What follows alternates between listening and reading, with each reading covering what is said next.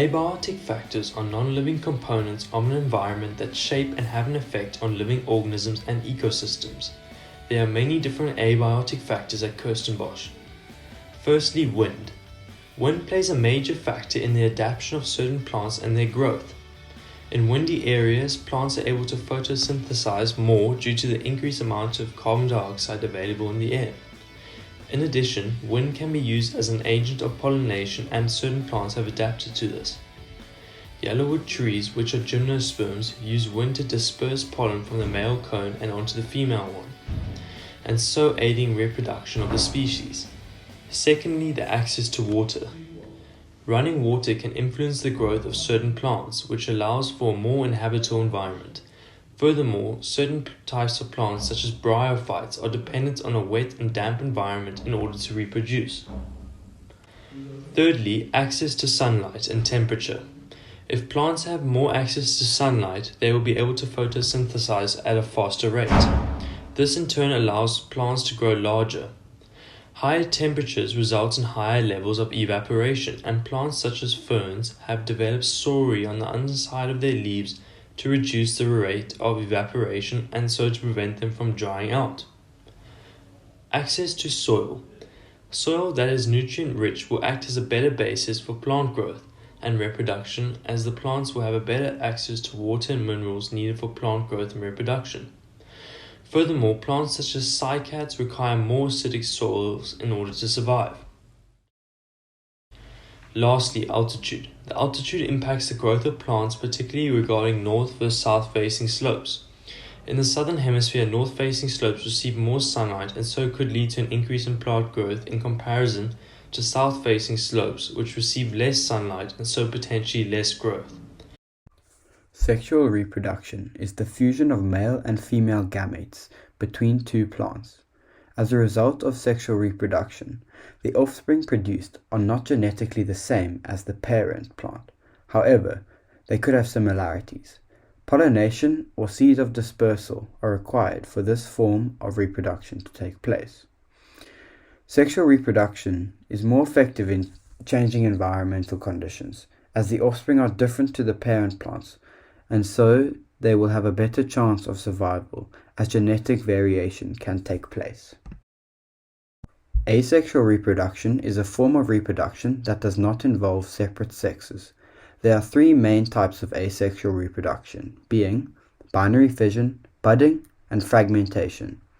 Furthermore, asexual reproduction produces plants that are genetically identical to the parent plant because no mixing of male and female gametes takes place. Bryophytes are a group of small plants consisting of liverworts, hornworts, and mosses. They contain no true leaves or roots and have no vascular tissue. They are found in damp or moist conditions. This means that they usually develop in cold or shady areas near water, such as rivers. They require water for reproduction and fertilization, as the sperm needs to swim through water to reach the egg. Bryophytes produce spores that are dispersed by air currents such as wind. Furthermore, they can produce asexually or sexually. Pteridiophytes are flowerless green plants which comprise of small ferns to big tree ferns. They contain vascular tissues such as xylem and phloem, and so have true leaves called fronds. They require water for fertilization, and so they can be found in moist, damp, or shady areas such as near rivers or forests.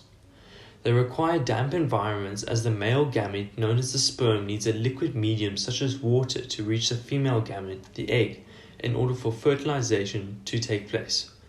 Furthermore, they can reproduce sexually or asexually. Under the leaves of ferns are structures called sori, which contain thousands of spores. The spores can be dispersed by wind or water, and they will need to stay in a moist environment in order to germinate.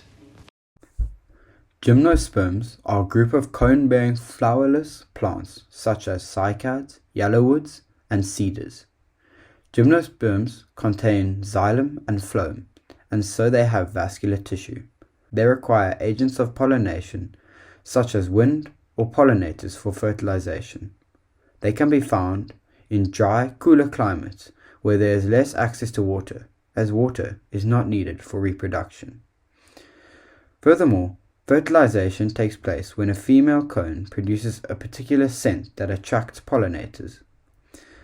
The pollinators, such as insects, move pollen from the male cones to the female cones, where fertilization can take place. Angiosperms are an extremely diverse group of flowering plants.